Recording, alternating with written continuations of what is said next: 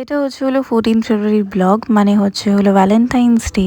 And basically আমরা গ্যালেন্টাইন্স day celebrate করেছিলাম। আমি আর আমার মাসি একটু বেরিয়েছিলাম অনেকদিন পরে কোয়ালিটি টাইম স্পেন্ড করতে। প্রথমে আমরা গেছিলাম হচ্ছে হলো মেট ক্যালফে হল। লোকেশনটা আমি স্ক্রিনে লিখে দিচ্ছি, ট্যাগ করছি না, কেননা আমরা আরেকটা জায়গায় খেতে গেছিলাম, সেটা আমি ট্যাগ করে দেবো যাতে তোমাদের বুঝতে সুবিধা হয়। এই মিউজিয়ামটা কলকাতার মিলেনিয়াম পার্কের অপোজিটে অবস্থিত।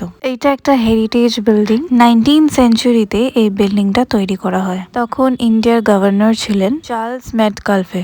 ওনার নামকরণেই এই বিল্ডিংটার নাম হয় মেট ক্যালফে। এখানে কলকাতার আর্ট, কালচার, ফিল্ম সবকিছু নিদর্শন করা হয়েছে। এখানে টিকিট কেটে ঢুকতে হবে, আর টিকিটের প্রবেশ মূল্য হচ্ছে হলো 20 রুপিস করে per person. And entry time সকাল 10টা থেকে সন্ধ্যে 6টা অবধি। জায়গাটা তোমাদের কেমন লাগলো অবশ্যই কমেন্ট করে জানিও। আর যারা যারা যাওনি মাস্ট ভিজিট। আর যারা ফটো তুলতে খুব ভালোবাসো অবশ্যই এসে একবার ঘুরে যেও, তোমাদের খুব ভালো লাগবে। আমরা চারিদিকটা ঘুরে ফিরে দেখে অনেক ফটো আর ভিডিওগ্রাফি করেছি। অ্যান্ড দেন ওখান থেকে আমরা বেরিয়ে গেছিলাম। বেরাতে অলমোস্ট 3:30 বেজে গেছিল। তো এবার লাঞ্চের পালা।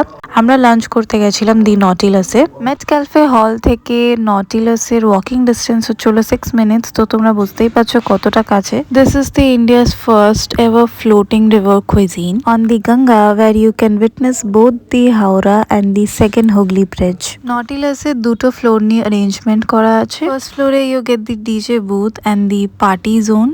And the upper deck is open sky, stunning sunset view. এটা একদম পারফেক্ট জায়গা চিল করার জন্য, পিকচার তোলার জন্য, or you can just sit back and watch the city glow. মেনুতে আমরা কি কি অর্ডার দিয়েছিলাম সেটা তো তোমরা দেখেই নিয়েছো। আমি বলবো এটা কোয়াইট রিজনেবল একটা প্লেস। মানে I won't say it is pretty expensive, but I won't say this is very chip place. খাওয়া শেষ করে আমরা ক্যাব বুক করে বাড়ির দিকে রওনা দিলাম। এরম করেই কাটলো আমাদের গ্যালেন্টাইন্স ডেটা। দেখা হবে পরের ভিডিওতে।